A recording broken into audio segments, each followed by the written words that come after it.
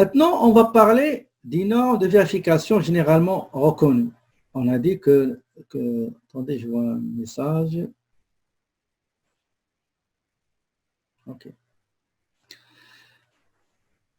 On a dit tout à l'heure dans la diapo précédente que parmi les responsabilités du vérificateur, c'est la responsabilité envers lui-même, le respect des normes de vérification généralement reconnues et le code de déontologie. On va voir c'est quoi les normes de vérification généralement reconnues. L'Institut canadien des comptables agréés, ICC, et la Société des comptables en management du Canada se sont regroupés le 1er janvier 2013 afin de créer, ils ont fusionné pour créer un seul ordre pour les CPA. Le 1er octobre 2014, CPA Canada a intégré les actes de l'Association des comptables généraux accrédités, etc., pour passer à l'approbation unifiée des normes généralement reconnues de l'audit.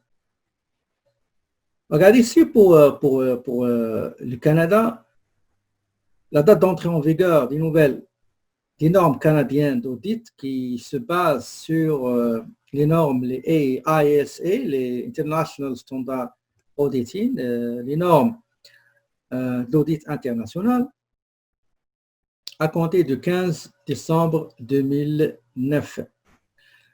Qu'est-ce que c'est que ces normes qu'il faut respecter? On va les voir tout de suite. Il y a beaucoup de normes et chaque norme, elle est référenciée par un numéro. Par exemple, regardez, on va dire, par exemple, on va juste les lire, mais pour tout ce qui est détail, ça, vous pouvez le chercher sur Internet.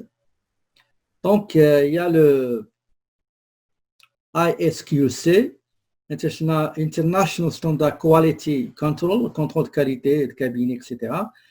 On a par exemple l'objectif général de l'auditeur indépendant, l'accord sur les termes de conditions, la documentation de l'audit, tout ça, il faut que le vérificateur le respecte.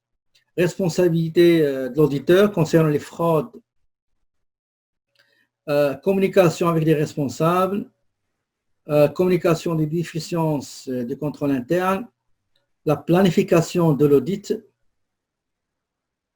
le caractère significatif dans la planification de la réalisation d'une mission d'audit, l'évaluation des anomalies, les éléments probants, c'est-à-dire les éléments qui justifient d'une manière forte une information, les confirmations externes. Les confirmations externes, on va les voir, c'est ce qu'on appelle la circularisation ou bien la confirmation externe, que vous allez prendre des comptes, par exemple des créances, par exemple vous allez prendre le compte payable, vous allez sélectionner un certain nombre de fournisseurs et vous allez leur envoyer une lettre qui contient le solde que vous allez vérifier et vous allez leur demander d'infirmer ou affirmer ce solde-là. Vous allez faire la même chose pour les comptes payables, la banque aussi, etc.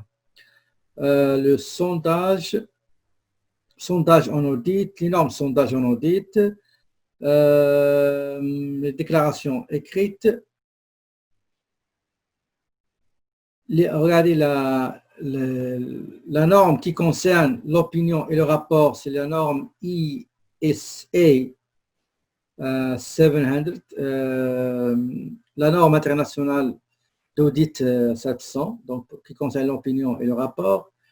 Donc regardez ici, tout ça, c'est ce qu'on appelle les normes internationales de l'audit. N'importe quel auditeur ou vérificateur externe, il doit respecter ces normes.